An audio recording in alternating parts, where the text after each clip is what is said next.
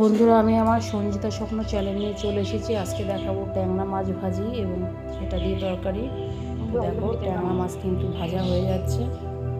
Plane আলু আর tomato দিয়ে একটু ঝোল করব অল্প মশলা দিয়ে, কারণ জানো ট্যাংরা মাছে মশলা না দিলে ভালো লাগবে না, মাছের একটু গন্ধ লাগবে।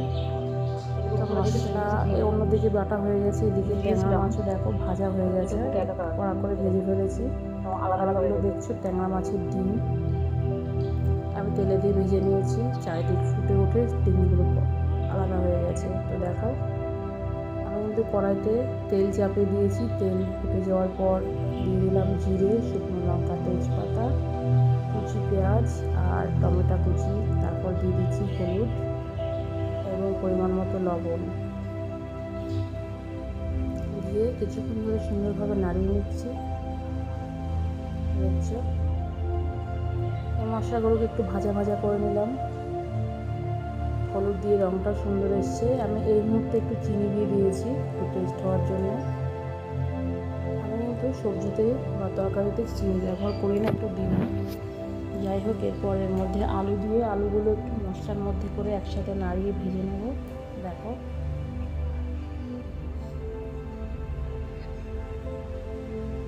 সুন্দরভাবে নাড়িয়ে নিলাম, ভেজে নিচ্ছি। আমি কিন্তু এখনও বাটিতে রাখা মশলাটা দিইনি, সেটা এখন দিয়ে দিচ্ছি। এই যে বেশি মশলা না, অল্প একটু দিয়েছি। আমার মশলা, আলু এবং বাকি জিনিসগুলো সব একসাথে নাড়িয়ে নিচ্ছি এবং বাটি ধোয়া যে জলটা সেটা দিয়ে দিলাম মশলাটা ভালোভাবে ভাজা করার জন্য।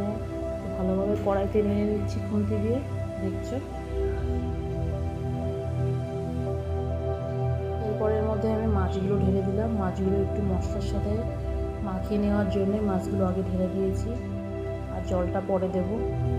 দেখছো, ওই দেখো, ওই গামলায় কিন্তু জল গরম হয়ে গেছে, আর এদিকে মাছটাও কষানো হয়ে গেছে।